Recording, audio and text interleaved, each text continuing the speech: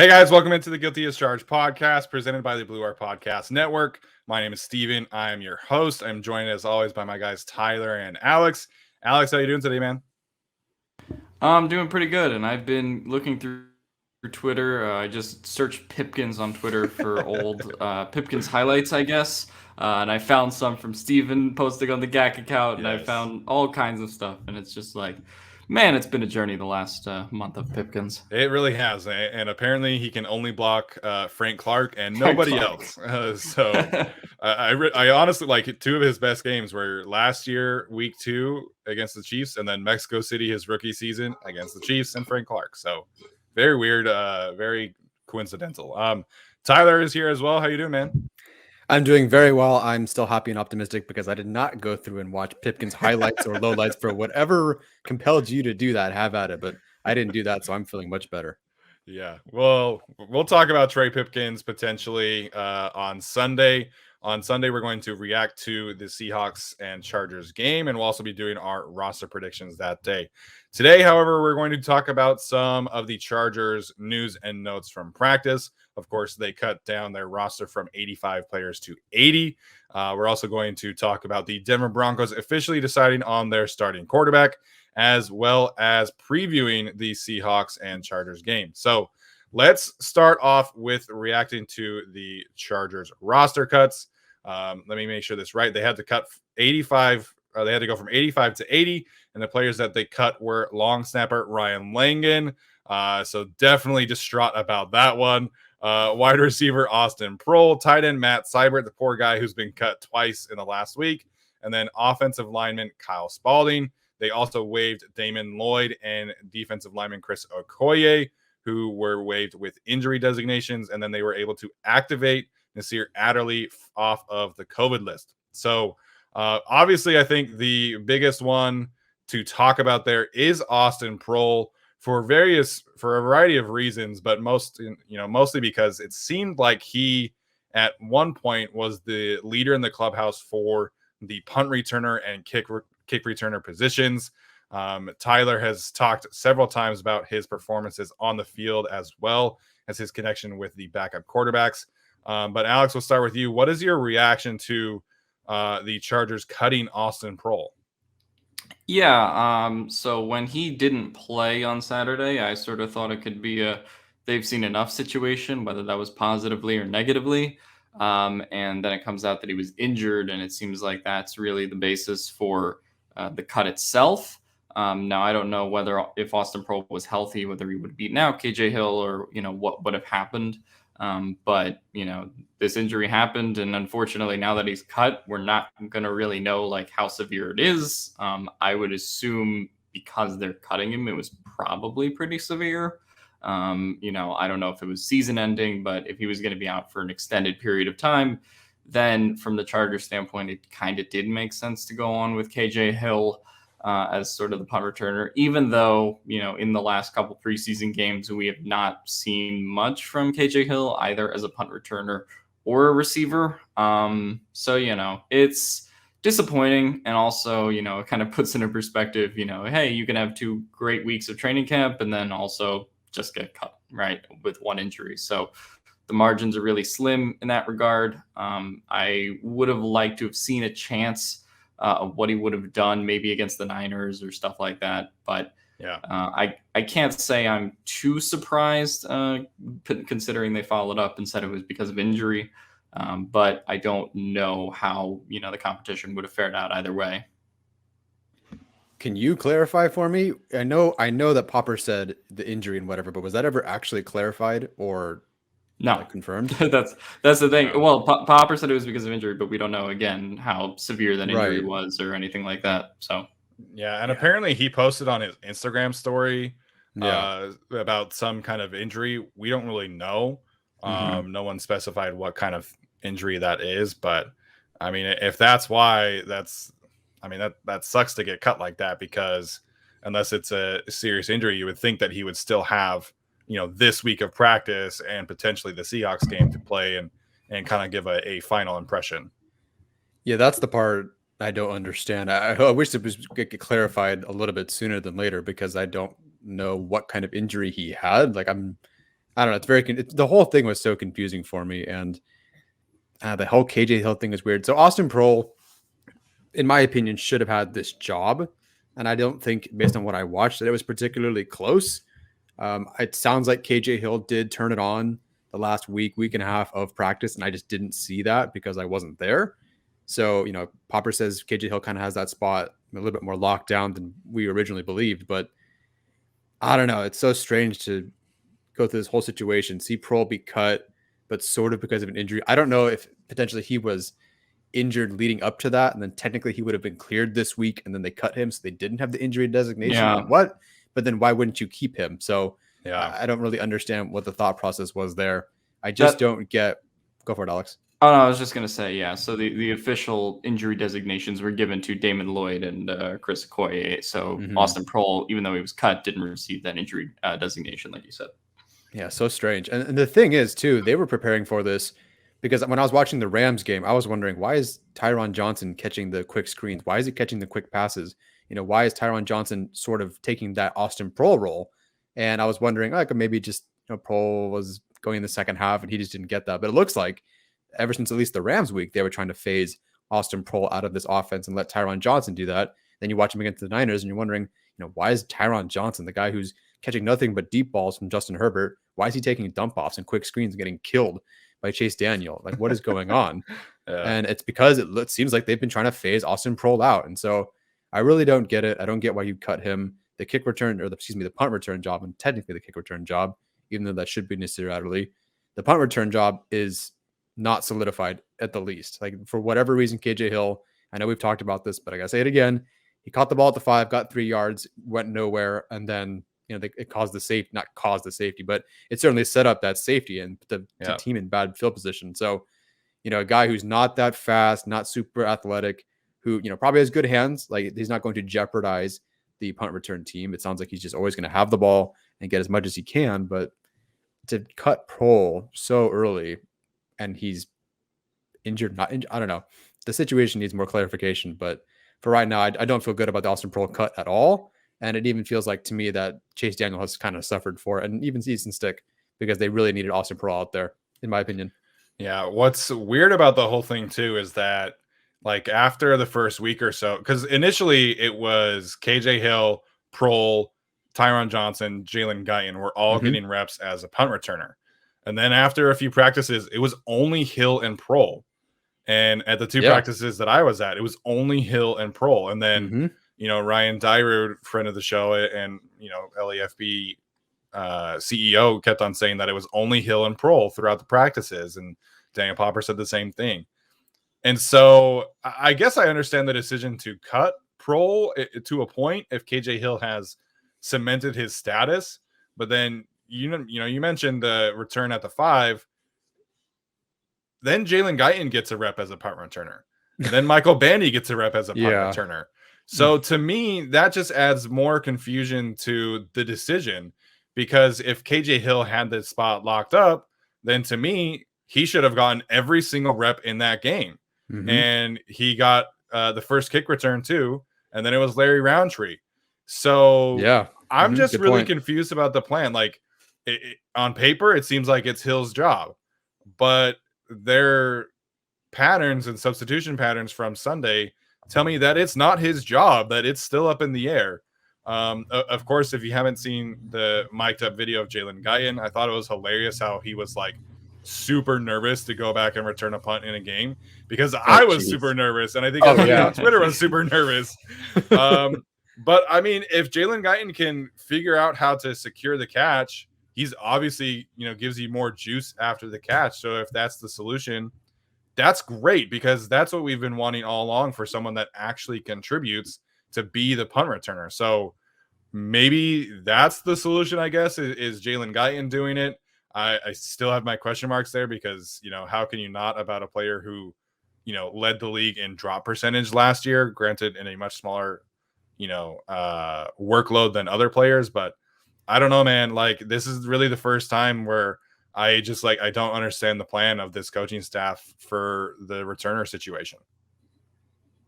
The only other hope, I guess, that I could add is that this wouldn't make any sense, though. The only other hope I could add is that they actually have it kind of figured out, so they're just letting KJ Hill rock, but then that wouldn't make any sense because that's just a giant waste. I don't know. The whole thing is very, very strange because everything feels so evenly competitive with different defensive line rotations. Hell, with the quarterbacks, even though I'm 99% positive Chase Daniels is a backup quarterback and that they know that, but that's still at least a competition. For whatever reason, KJ Hill just getting everything, all the reps, all the targets, and the return job.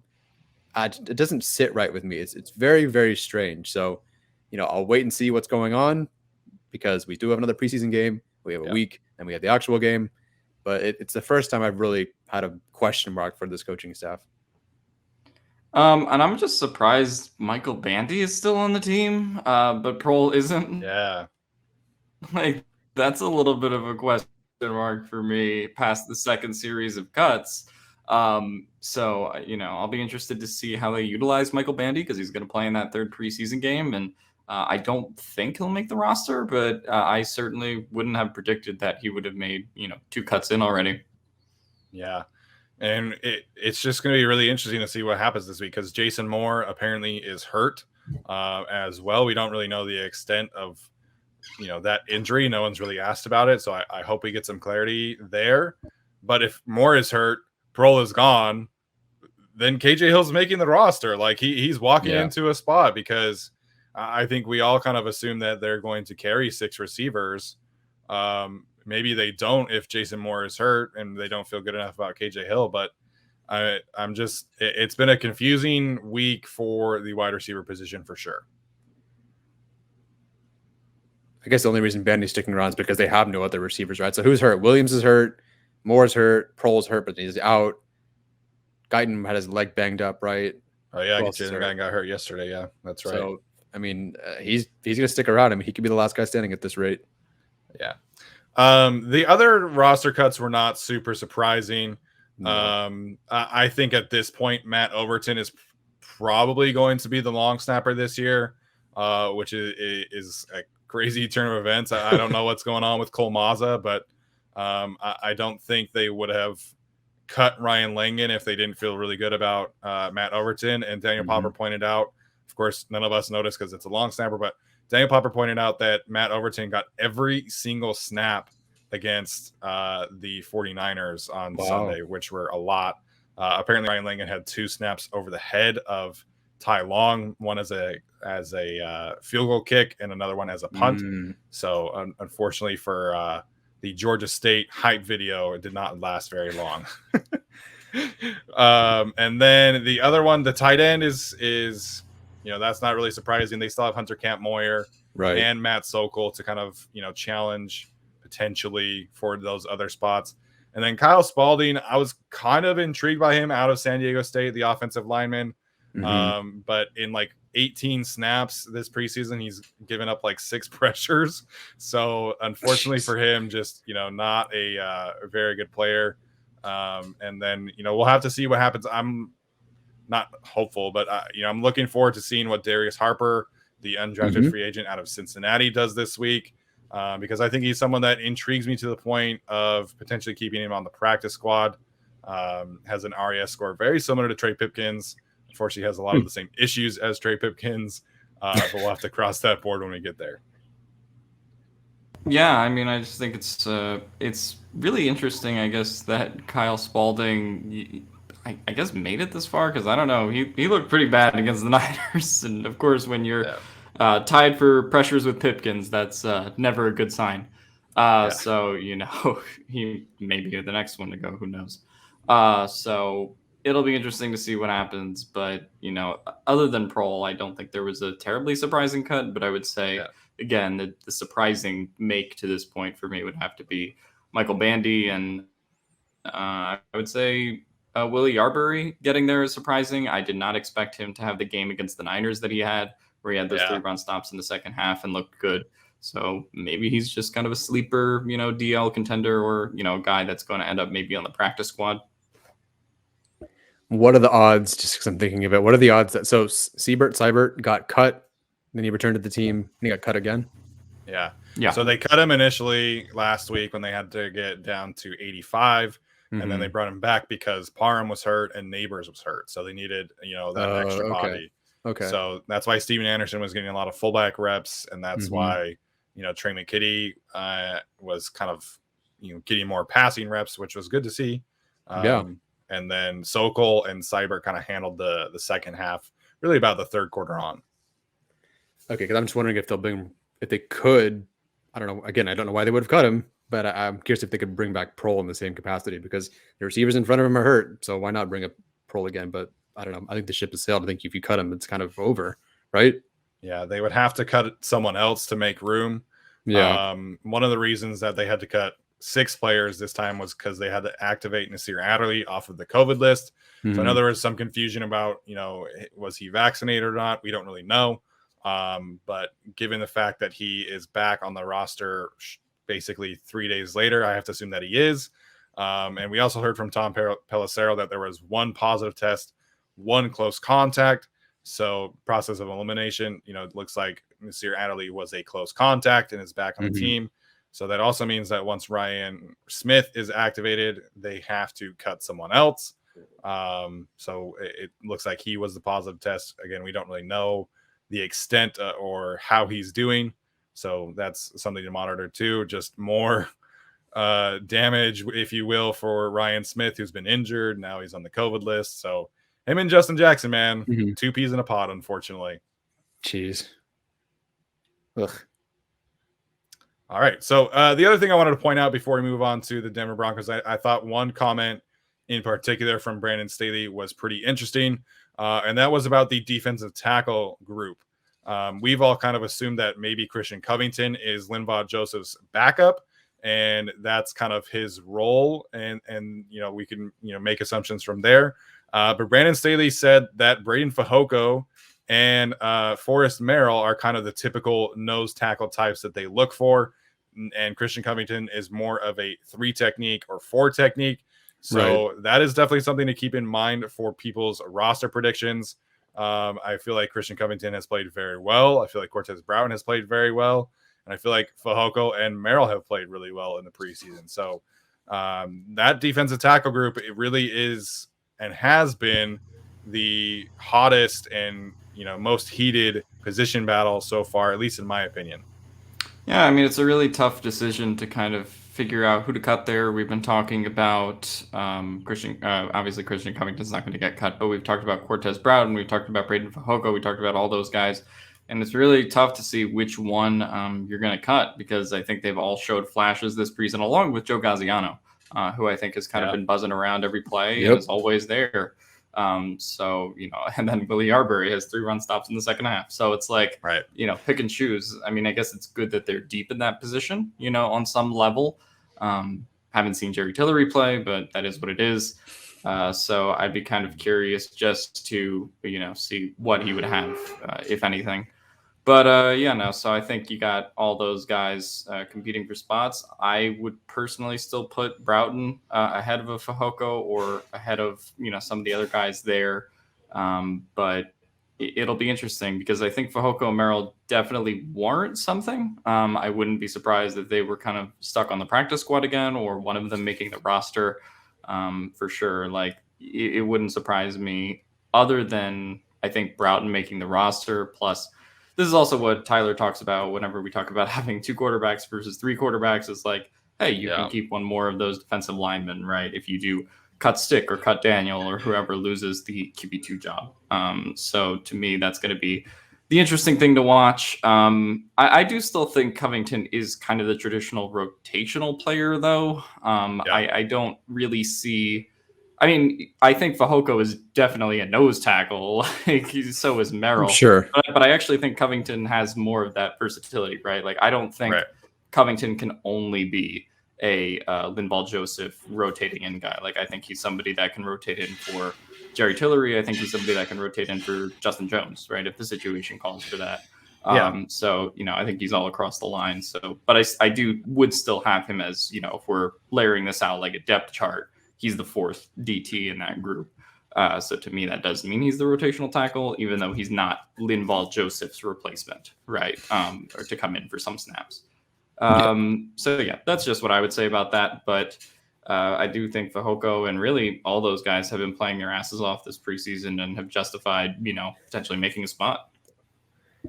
I don't want to say I was wrong just yet because they have not played in the NFL or they just haven't played many snaps, but I really wanted them to take an interior defensive lineman, and I thought it'd be a real problem if they didn't take an interior defensive lineman. It could still be a problem when Linval Joseph goes down because things are very different in the preseason than the regular season. But so far, like that, they have all proved me wrong. I did not expect this battle to be as competitive as it is. You could keep 10 defensive tackles, and I'd say, yeah, they deserve it. Everybody deserves to make the roster, but the comments were very interesting. I think at this point, because there's no way you can let Broughton go. Obviously, you're not letting Covington go, but neither of those guys are going to back up like as an actual true backup to Linval Joseph. I think you got to keep Fehoko or Merrill. I don't know which one they would go for. I think both have been sort of equally productive, but I do think that the experience with Fehoko will weigh out. But I don't know, it's a very tough one. And then I'd be curious to see how long some of these injuries linger for, because, if Ogbongbemiga is hurt and that's going to keep him out for a while, then they're just going to roll with 4 linebackers kind of like we thought. And I think Fehoko makes the team. We'll talk about roster predictions probably after the Seahawks preseason game, but very interesting so far. Very interesting comment. I'm glad he was able to. I mean, I kind of figured Fehoko was the guy who would sort of back up Joseph, but it's nice to get that clarification, to have those two sort of positions parsed out so we know how to build our roster predictions moving forward. And it'll be a good battle. Like, I can't believe that I'm saying that, but it's truly really fun to watch the interior defensive line group from the first quarter to the last quarter. Everyone their hair's on fire and they're playing amazing. So I can't wait to watch it on Saturday, yeah. Saturday at 7 p.m. Eastern or 7 p.m. Pacific, I think, or whatever it is. I don't know. It's a super late game. What's that in foreign country time, Alex? No, I mean, I'm still on Eastern time. That will only change. Change when daylight savings time happens, and then I will be 4 hours ahead because international waters don't recognize that daylight savings time. It's ridiculous that the U.S. still has it. But I know. So yeah, that'll be fun to start 8 p.m. Sunday night football game or something like that at 9. That'll be great. Yeah, that'll be fun for you for sure. But yeah, like the defensive tackle one it's been a lot of fun to watch, and it's been a pleasant surprise to watch all of those players. So it's kind of like I wish Tillery and Jones had like gotten some reps, but at the same time, like, those reps are proving invaluable for Braden Fehoko and Forrest Merrill. I didn't initially notice this, but Forrest Merrill was actually rotating in with the first team defense on the second drive. I didn't see him on the first drive, but on the second drive, he was rotating in with Christian Covington and Braden Fehoko. So, I mean, he's clearly making a mark on this team. I think the battle between him and Braden Fehoko really is going to come down to just consistency and, frankly, how they play in this next game against the Seahawks. Like, I think I personally am leaning towards them keeping 6 defensive tackles because I think it's just tough. Like, I think we've had the same kind of conversation about the tight ends. Like, the way that Steven Anderson has played and the way that Cortez Broughton have played, like, I'm finding a spot for them.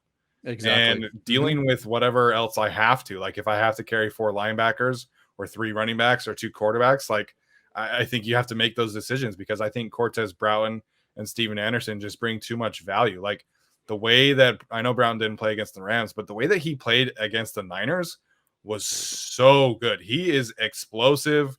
We saw a little bit of the mic'd up reaction. I'm glad that someone else, it was kind of pointed that out. He had a great run stop. And then he had that forced sack that Fackrell cleaned up.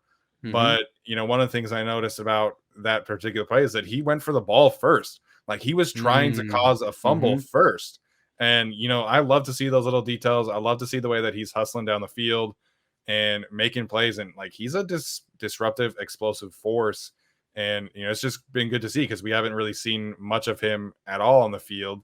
And now that he's finally getting his chance, it looks like he's really taking that next step. So I'm finding a spot for him somewhere, somehow. And I hope the Chargers are doing the same thing as well. Yep. All right. So let's talk about the Denver Broncos. Of course, we wouldn't be talking about a quarterback battle for many other teams, but the Broncos are in the division. So it is obviously noteworthy. We had Zach Stevens on our show a couple of weeks ago. before the first preseason game, I believe, Mhm. against the Vikings, where Drew Lock kind of had that explosion, had a couple 80-yard touchdowns to KJ Hamler.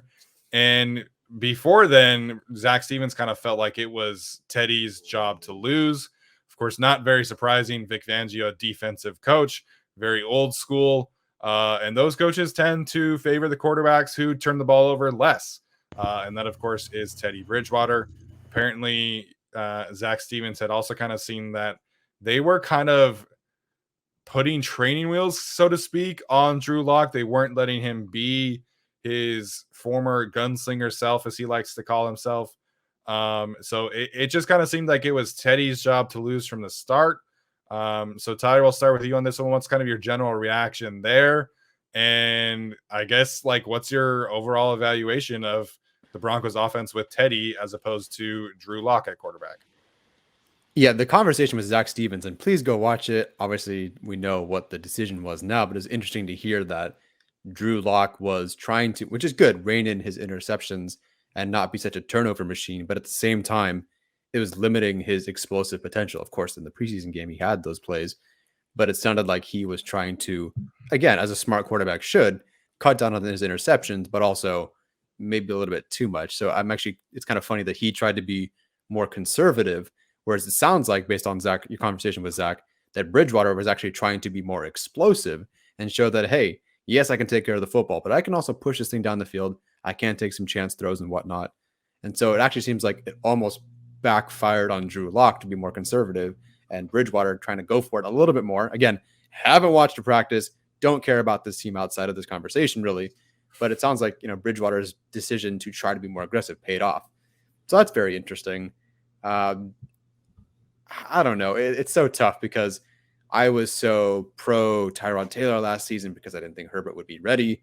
And so Tyrod Taylor, while he wouldn't, be an explosive passer by any means, the defense was supposed to be as good as it was. And we saw the glimpse of how good the defense could be when it was healthy in those first 2 weeks, and then the wheels fell off. But, I thought Tyrod Taylor could carry this team to just enough wins. And that Denver defense is going to be really freaking good. And it sounds like they added so many players to their secondary that they're going to go more dime now these days. Vic Fangio, it sounds like in his late years in the league, is trying to change up his defense to best suit his players, which of course is awesome and then sucks for the rest of us who have to watch them play the Broncos. But I don't know. First of all, the starting quarterback should have been Justin Fields. Just going to get that out of the way. I get that y'all want to go with your Patrick Surtain, and he's looked great apparently, but come on, man. As far as the Broncos go, I don't know, Bridgewater didn't really do all that great against the Chargers in that last matchup. When he was with the Panthers last season, I wasn't super impressed. There's some athletic ability, some running and stuff like that, but I don't know. It's tough. For me, it was always, the Broncos will only go so far as their quarterback. And I guess in some sense, Bridgewater scoring 20 points a game, 23 points a game, it might be enough for them to win, go 500 or 8-9 or whatever, possibly. Yeah. But you can't, they will kind of be in that purgatory. Well, they'll never take that next step where even though, the Chargers may not be as talented on defense, they can do just enough to hold them for Herbert to just get that one more touchdown that Bridgewater just can't get. And so, while I'm more terrified of the Broncos defense than their offense, although Javonte Williams looks great. So that does concern me a little bit. Williams is killing people on pass protection. He's running hard as he always has. So I'm a little nervous, but I guess I don't know. The Chargers defense is so opportunistic, right? Because against the Niners, even though the throws, they didn't really create their own interceptions, as soon as there was a ball to pick off or a fumble to recover, they got it. Two interceptions that were high or two throws that were high, picked off. The butt fumble thing, got it. And so taking advantage of Drew Lock like that would be great. Whereas Teddy Bridgewater, more conservative, supposedly. I don't know. But either way, I'm not too scared of the Broncos offense outside of Javonte Williams. But I think this is the right decision. So, I think it's the right decision, but also I would still bet a pretty decent chunk of change that Drew Lock is going to play at some point this season. This reminds me a lot of the Bears last year where they were like, yeah, Trubisky's our guy. And then Trubisky had 3 mediocre games, and then the bad Falcons won, and then, Nick Foles is in, right? And then they kind of went back and forth with that for the rest of the year. So I kind of wouldn't be surprised if Teddy Bridgewater has like 2 or 3 mediocre games to start, a bad 4th game, something like that. And then we have Drew Lock suddenly back in the equation. Yeah. And plus, so I kind of wreck with this, a little bit. With Drew Lock, I mean, I do think he gives you that deep ball opportunity and is too risky. But Teddy Bridgewater, if you actually look at his numbers the past couple of years, like hasn't been the most safe quarterback either. I think he had like 15 touchdowns, 10 interceptions last year, which isn't exactly like a 2-to-1 ratio. His best season in Minnesota, he was 14-9 in terms of touchdown interception ratio. So like, I do think he's safer than Locke. So if the coaching staff use it as, okay, well, Locke will throw 18 touchdowns and 15 interceptions, and we'll have Teddy throw 18 touchdowns and 10 interceptions, right? There is a difference there to make, but like, I don't think he's been the most efficient quarterback in the league. But again, I think with the weapons that he has there's at least something you can do. So it'll be kind of interesting to see how they do that. But when's the first game against the Broncos? I actually forgot. It's later in the year, right? It's not early, I'll tell you that. Yeah, it's definitely not in the first 4 or 5 weeks. So the fact that Teddy Bridgewater is named the starting quarterback now, I think will be an interesting point, but I wouldn't be surprised if Drew Lock is in by the time, they play the Chargers. Like, it really wouldn't surprise me at all. So the game in Denver is over Thanksgiving weekend, November 28th. Oh, wow.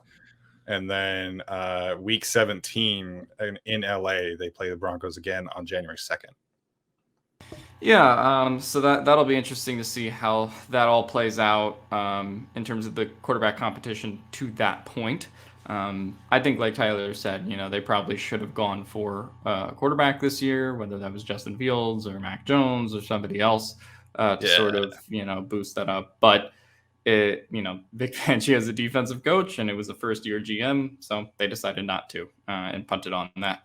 That may come back to haunt them. Don't know. But it's an interesting quarterback competition because, like, I see what Broncos fans do see when they look at Drew Lock, which is like, okay, if this guy just fixes this one thing, right, he can be not Justin Herbert or Josh Allen, but he can probably be like a tier below that, right, as a top 15 kind of guy in terms of potential, right? But he's just never fixed that issue, right? And there's a decent sample size on Drew Lock at this point. He's played, I would guess, 20 games. I don't know exactly. So we've seen enough of him to know what he is. But yeah, it's just really going to be interesting to watch, obviously. But I don't take this as a final result. And Benjamin Albright's kind of been all over it with, the fact that he thinks that Lock should be starting. So it's been interesting to follow that. So there's sort of that internal Lock Bridgewater war. So this is the first kind of like real quarterback competition, obviously, for the Broncos in a while. And so I'll be interesting to see how it plays out during the season. It just thank you for not taking Justin Fields, first of all. But it just feels like such a waste. Like, they have so many good players on that team. Such a waste. I know we all kind of hate Melvin Gordon, but like, in terms of being a starter or backup eventually to Javonte Williams, like, that's a great backup running back. And then you have all the receivers. You have Noah Fant, you have Alberto, and then you have all the players on the defense. Like, they legitimately have, like, outside of the quarterback position, if you take the quarterback out, they have like a top 5 roster, in my opinion. It's just the quarterback position is so bad.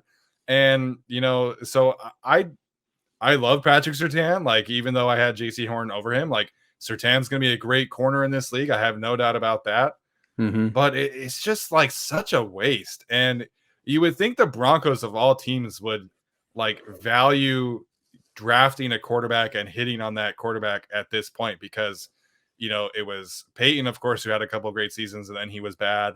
Then Osweiler was bad, and Paxton Lynch was bad. And then it was Case Keenum, and it was Joe Flacco. And now it's doing the same thing with Teddy Bridgewater. Yeah. So I don't know, man. Like, I'm not super scared of the Broncos. I think they'll be in every single game because that defense is so good and so deep at every position. But like, I just think in the NFL, in the current NFL, you have to have a legitimate quarterback to be a contending level team. and freaking Dan Orlovsky went on NFL Live and declared them, potential Super Bowl contender dark horse with Teddy Bridgewater at quarterback. And it's like, that's just not the state of the NFL. Like, you have to have a dude at quarterback or an elite offensive coach, and they don't have either of those. So yeah, good point. It's going to be tough sledding against the Broncos for sure. But in terms of them like challenging the Chiefs, I'm not super worried. Shout out to Colin Cowherd for declaring Drew Lock a dark horse MVP candidate back in June. Fuck you. Oh my gosh. So funny because he hates Drew Lock now. Like, he cannot stand him. Like, ever since Lock was like dancing on the sideline, like, Colin has such weird standards for who he's a backwards hat kind of guy, but yeah. Teddy Bridgewater brings his lunch pail to work and blue collar. Right.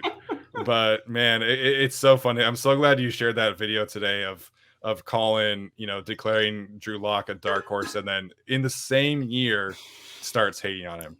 Hey, just quick, like, random news. The Chargers waived Frederick Smith, one of their defensive linemen, and then signed linebacker Nate Evans. Yeah, so potentially really bad news for Eamon Ogbongbemiga's injury. Good point. Coach Staley said that he had an AC joint sprain and that they would know more on Monday. I don't think anybody asked for an update yesterday, so hopefully we get one today, and of course we won't be able to talk about it. But we will be able to tweet about it, so we'll keep everybody posted there. But yeah, that's definitely something to keep an eye on. All right, any other thoughts on the Broncos before we preview the Chargers and Seahawks game? Yeah, sure. That Justin Fields, Javonte Williams play action game would have been insane. Yes, it really would have. I feel so bad for Justin Fields, man. Could have been in Denver with all those weapons, solid offensive line. And instead, he's in the dumpster fire of Chicago right now. So, sucks that time. But, yeah. All right, let's talk about the Chargers and Seahawks game. This is the last preseason game. We've kind of talked about, starters playing and starters not playing.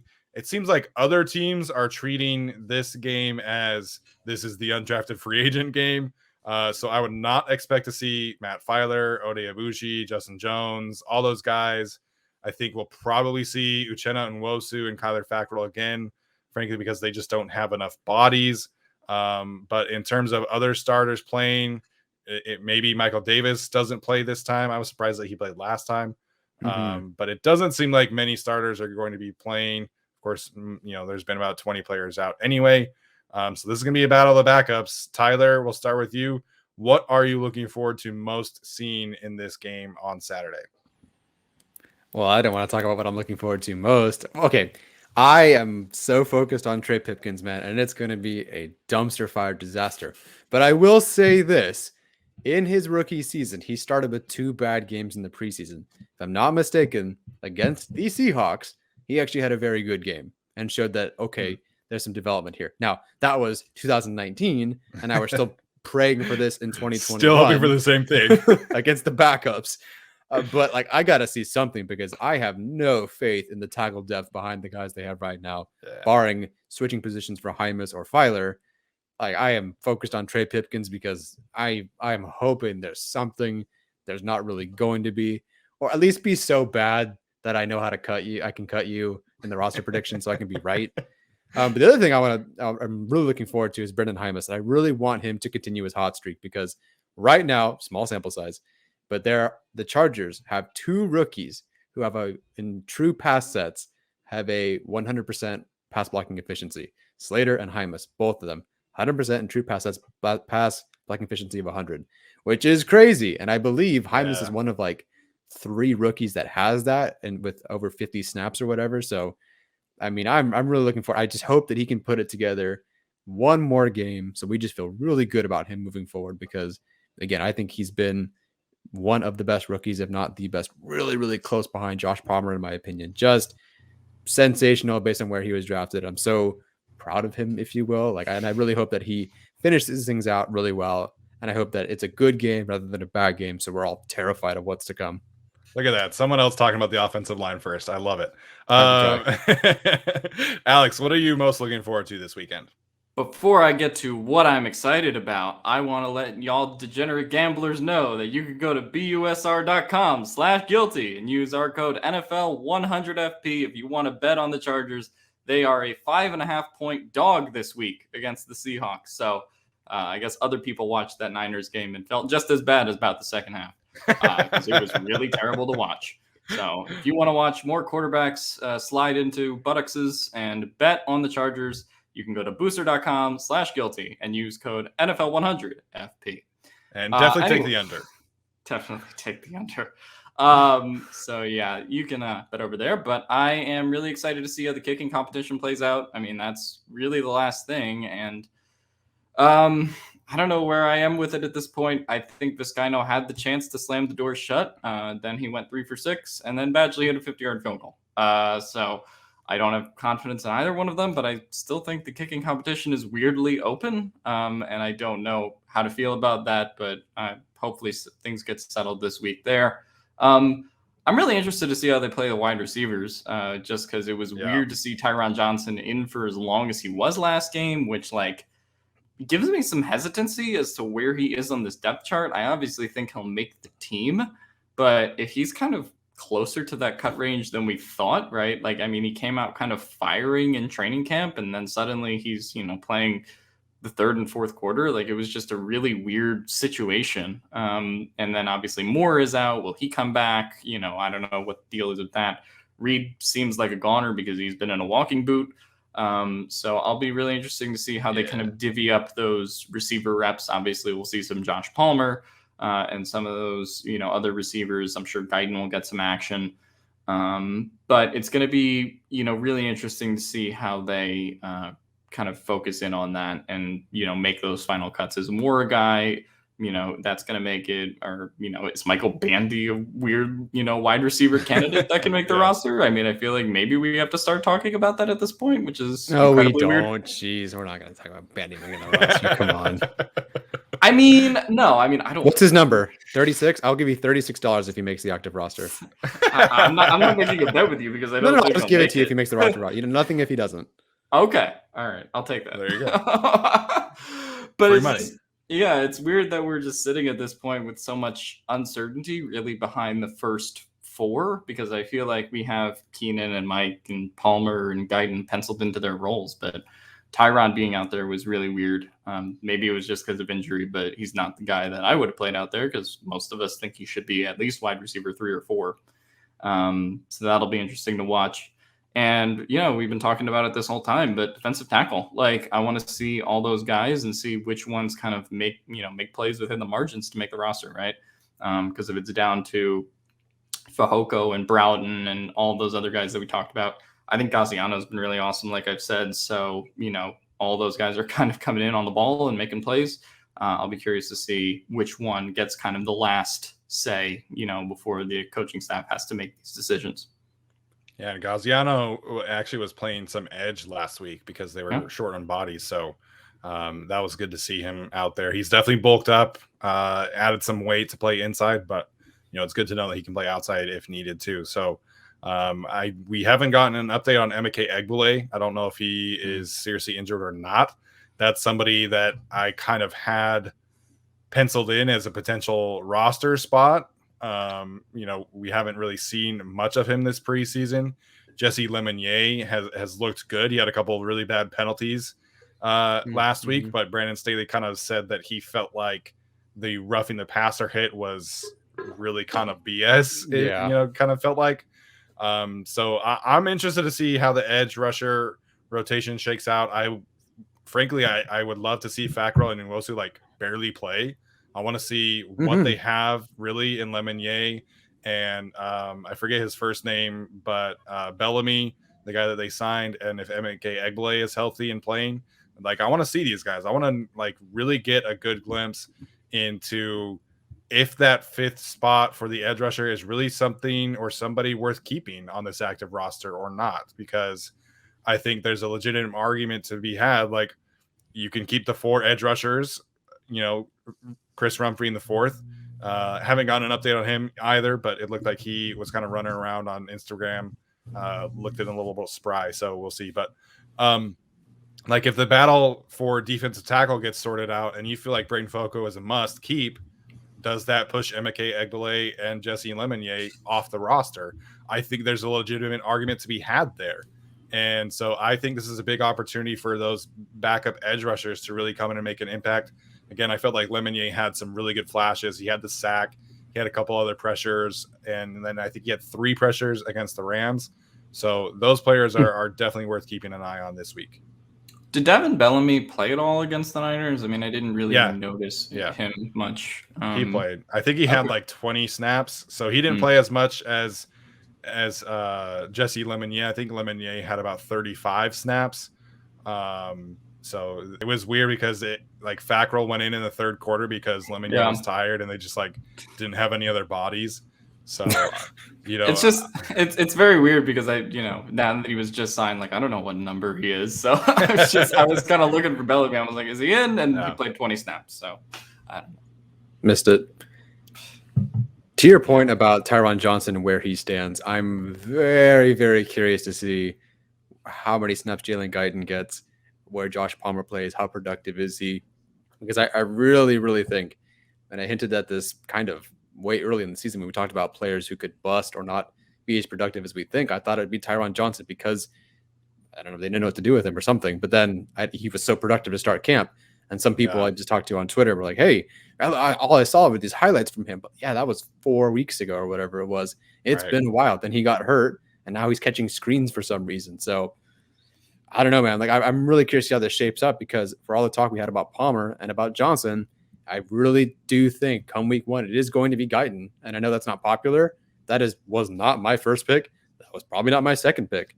But he's kind of been productive. He's very involved in the offense, and he's healthy, and he has some experience. So I'm curious to see how that shakes out because I don't think we're talking about Guyton being wide receiver 3 enough. I actually think it's going to happen. Well, to his credit, it looks like he has improved significantly as a route runner. I agree. We haven't heard or seen much of his drop issues, but he still is catching with his body. So while it could be less of an issue, I think, we should not be expecting Jalen Guyton to come in and have like 2 drops instead of 10 or whatever it was. But credit to him, man. Like he's improving. It seems like he's kind of taken on a little bit more of a leadership role, especially with the younger guys.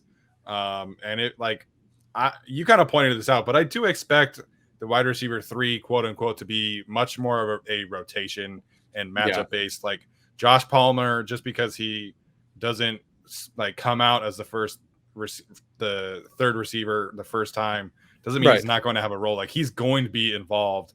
This team loves him. Brandon Staley said yesterday that they felt like he's been better than they thought he was. They love his work ethic. He's working every day after practice with Justin Herbert, which is fantastic. So I think Palmer's going to have a big role. I think Guyton's going to have a big role, but I don't know what to make of Tyron Johnson at this point because we all saw the first week and he was the best receiver outside of Keenan Allen and even Mike Williams. So it's been a weird experience for Tyron Johnson. And if he plays another 40 snaps this week and Jalen Guyton plays 10 or 12 or whatever he had, like they're telling us by who plays, who they think is where. And it just kind of sucks for Tyron Johnson, but it is what it is. I just can't agree with it. Like, I mean, I think Tyron Johnson still is the better player. Like, I mean, screw the highlights from 4 weeks ago, like what I watched last year. And like, I think Tyron was just straight up the better receiver. I know Jalen Guyton had more yards, but that's also because Tyron came in, week 4 against Tampa Bay Buccaneers, right? Like if they kept playing more games, I think it's pretty clear who, the alpha in that wide receiver rotation kind of became behind Mike Williams and Keenan Allen. So I don't know. I mean, I definitely see the talent in Jalen Guyton. Like it's always been there, but the drops have been an issue, and like 2 preseason games isn't going to make me, overlook some of the other issues that have been in this game. Obviously, he's going to have a role this year, whether he's wide receiver 3, 4, 5. But I just it's very weird, I think, and I think both the coaching staff and Jalen Guyton will kind of have to sell me on that more before I'm truly comfortable with it. And I don't think he's in danger of being cut by any means. I know there's going to be some people wondering about that. But it's just I think his role is going to be smaller. The other situation, which we've talked about this all summer long, and unfortunately have not gotten much clarity at all, is the running back situation. Yeah, We were kind of messaging earlier this weekend, like at this point, like give Darius Bradwell and Larry Roundtree and Joshua Kelly all equal carries, all equal snaps, split it evenly between the three of them, because I don't feel like Kelly or Roundtree have done enough to separate themselves from either of them or from Bradwell. Like this running back situation outside of Austin Eckler is kind of a mess, and it really needs to be sorted out. I know Roundtree had a really good game in week 1, and I'm a Roundtree guy. I really believe in his talent. But then this week, it was not very good. Kelly wasn't very good.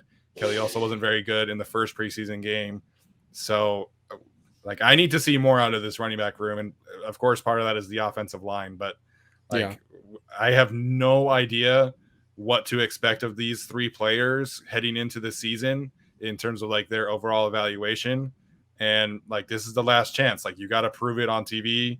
You got to prove it in a game situation that you deserve to make the roster, because like the coaches have all talked about it. Like running back is arguably the one position that most needs to be in a game, because in practice, they don't get the opportunity to break tackles. So the three of these players, like, I think this is the biggest game. This is the biggest position to watch in terms of making the roster, because I just have no idea what to make of the three of them. I mean, I'll tell you what's going to happen. They're going to keep Roundtree and Kelly, and then, cut Bradwell and he's on the practice squad. Like, that's just what I would assume at this point is probably the easy money. As far as how I feel about that, I mean, I feel like Roundtree has separated himself from Kelly a little bit, just given his special teams play, given the fact that, he did have that first preseason week. Granted, followed up by sort of a bad week 2, but still he's kind of been more involved, it feels like, than Joshua Kelly, and more noticeable, particularly in games. And people know I was not the biggest Roundtree fan coming out of the draft. Still kind of am not, but, he's shown some flashes here and there. And Bradwell's really contributed on special teams, right? Like that's his, kind of distinguisher, really, I think, from both of them is, his level that he's shown there in these first 2 preseason games. So my question mark is Kelly, because I really don't know what to make of him at that point. His numbers weren't great in the first preseason game, but there were some 3rd and 1, 4th and 2 kind of situations where he had to dive, but still, like, I think he had like 8 carries for 19 yards, didn't do really much better this week at all. So, he is supposed to kind of be short yardage guy, but I also want to see the guy that gets downfield and breaks tackles, right? Because that's sort of the guy that's on that UCLA tape, and that's sort of the guy that we saw at points last year, particularly in the first 2-3 games of last season. So, I think it's very, very weird that he's just kind of he's not obviously falling out of the rotation at all. I think he will still be there, but just he's been so inactive this preseason despite being on the field. And so when you're on the field and also just not really noticeable, that's something that gets noticed. Yeah, really quick before Tyler jumps in. Roundtree was on the first punt team on both sides, and we obviously saw him get that 1 rep as a kick returner. So Roundtree is definitely more involved on special teams than Joshua Kelly at this point. Well, that's good to know. Okay. This whole situation stinks. I really even hate picking. Like, I'm even in support in some way of not that I want him to be, but I think Joshua Kelly is still RB3. And I didn't like Joshua Kelly. I didn't like based on last season. Everyone wants to point out to the coaching staff and the line, and I get that. But every other running back with the same coaching staff and the same line was more effective. And I get that he's a rookie and there's some, some issues in the fumble and the confidence and all that, but I wasn't a fan of his, but he still hangs in there. So I'd be curious to see if they trot out Roundtree with the, first team on Saturday, or if they let Kelly be that. If Kelly goes out there again and he's the first running back out there again, and it's clearly him for the first chunk of snaps until they bring in Roundtree, and I think we kind of have our answer. But man, some people kind of, I will say that some people kind of not confirmed their bias, but some some messages or some tweets that Roundtree was clearly better than Kelly on Sunday. It's like, guys, it's 1.5 yards per carry and 1.3 yards per carry. I get that there are different things you can look for in different situations, but I don't know why that game people are choosing like, yep, still Roundtree. It's like, nah, come on, like nothing. They didn't do anything to separate themselves in that game, in my opinion. But I really want Bradwell to get the ball, and I can't believe I'm saying that too. But let's do it. I mean, no one's separating themselves, and I don't know what's going on in training camp. I don't know how Bradwell's really looked, but like this situation suits him most in live games with contact and everything. I don't know. It's such a cluster F, and I wish the Chargers had taken a guy like someone like Kylan Hill, like more of a, not that he was a receiving back his first year. And he looks great, by the way. And he looks great. Of course he looks great. Like you watch him tear up LSU and it's like, oh my gosh, this is, a guy who's really committed himself to being a good receiving back, angle routes, screens, whatever you need him to do. And I wish they'd taken someone like that, because then the decision would be so much easy. You roll with, Kelly, because you kind of have to, because you sort of need a short yardage guy, but then you can not only, have Eckler, obviously, but you don't have to rely on Jackson so much. You have another receiving back. Yeah. Whereas the other three running backs, none of them are dynamic pass catchers. Kelly just catches passes, but he's not a pass catching receiving running back. He just catches the screens and the easy stuff. Granted, great, do that. If you're good in the open field, fine. But, none of these guys have any separation in that field. And then Jackson's hurt. And it's just a strange, we knew it was a redundant pick when they took Roundtree with Kelly. And then they're basically almost been the same player. Outside of Rountree's really solid first game, they're kind of the same player at this point, and they're still the same player. They've tried to get Kelly more involved in the receiving game. I liked that in the preseason game against the Niners, it looked like they were trying to get Roundtree involved. I believe he had a reception called back as well. So we'll see. But give me some more Bradwell, because I need to see something else, because I think he at least, even if he's maybe not a better running back, he's at least a different running back. And I think the team needs a different running back than the two that they have leading their RB3 race right now. If only there was a guy, maybe, I can't remember his name, Herbert. I don't know. Maybe he was on the board at the time. I could have taken him. He seemed to fit all the separation receiving patterns. I don't know. That's just me being crazy. You just said that you like Larry Roundtree. Now you're going back. No. I said I'm warming up to Larry Roundtree. I think he's okay, but they should have still taken Khalil Herbert. I got you. I'm just busting your balls. But I think that this is a situation. Like, I don't think they're going to play, but I really wish that they would play Ode Eboshi and Matt Filer this game, and Rashawn Slater if he's healthy, because then that will be able to give us, as Coach Staley says, like a more pure evaluation of these players. So give me a couple of drives of the starters minus Brian Bulaga, and let's really see what these running backs have. I will say, like, at the beginning of training camp, I felt like they were only going to keep 3 running backs because of this same conversation, because Kelly, Roundtree, and Bradwell to a lesser extent were all kind of similar, like short yardage, yards after contact running backs. But this is where the Justin Jackson injury, like, it makes things more murky, because do they place him on IR? Is he healthy for week 1? Because if he's not healthy for week 1 and he's not an IR candidate, then they're probably keeping 4. So, we'll have to see what happens there. I will say, I feel like, the couple big plays that we saw from Roundtree just have not been plays that we've seen out of Joshua Kelly recently. I felt like, outside of the first 2 games last year, we haven't really seen any big plays for Kelly. So maybe that's what it comes down to. Maybe Roundtree's more of that player who can, take a short gain and bust it for a 20-yard gain, whereas Kelly's not really that guy. So maybe that's the difference between the two in terms of, gaining ground. But I just need to see one of these players have like a good game. Like, obviously they're not going to have like 100 yards. Maybe they will. I don't know. But, give me like a solid 50, 60-yard performance. Give me a touchdown. And like, I want to see a winner. Like, I don't want to see this just be a situation that lingers on through the season. I want someone to really earn that spot. Tyler brings up the fact that 1.5 versus 1.3 isn't much of a difference, but I've seen stick fans running around on Twitter saying 0.05 EPA per play versus a negative 0.3 EPA per play is a huge deal. So, he had a really great game week 2. Yeah, we'll have to Alex, see let me help you out here. Not help you out, but Khalil Herbert only on 9 carries, averages 5.9 yards per carry, and has a touchdown. Wow. wasn't watching Bears games at all. I don't give a shit about them. But yeah, so Is he on the Bears? I forgot about that. Yeah. Well, I know he's on the Bears. Thanks for the propaganda, though, Tyler. You're welcome.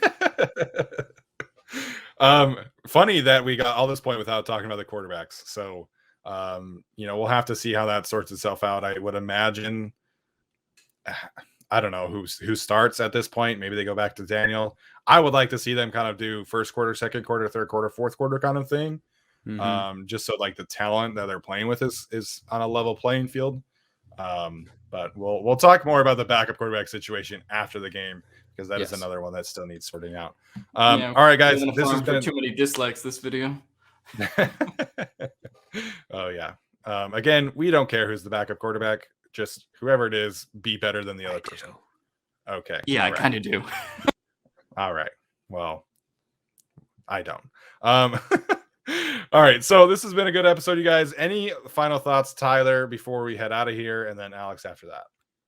If I'm not mistaken, Cardale Jones in the final preseason game was the first quarterback to go out. So just because Daniel or Stick go out in the final preseason game and they're out first does not necessarily mean that they are the QB2, if you will, because Cardale Jones went out first, had a great performance, and then they cut him. So I'm just, people are like, oh my gosh, look who came out first. I'm just saying, hold your horses, because Cardale Jones, I'm pretty sure, was the first quarterback out in the last game. Well, and also, that we've been talking about those kind of overreaction to preseason and camp performances, and then we're like, oh man, Austin Proehl looks awesome. Then he's cut. And then we think, oh, Tyron Johnson looks awesome, and he might be wide receiver 5. I don't know. So, the preseason and training camp results can be a dime worth a dozen in some places. So yeah, that's going to be interesting to watch. But I'm still riding over a bolt beat, so I'll shill that and have a great day. Yeah. Have a great day, everybody. Thank you so much for tuning in. As always, we appreciate all the comments, all the likes, all the reviews.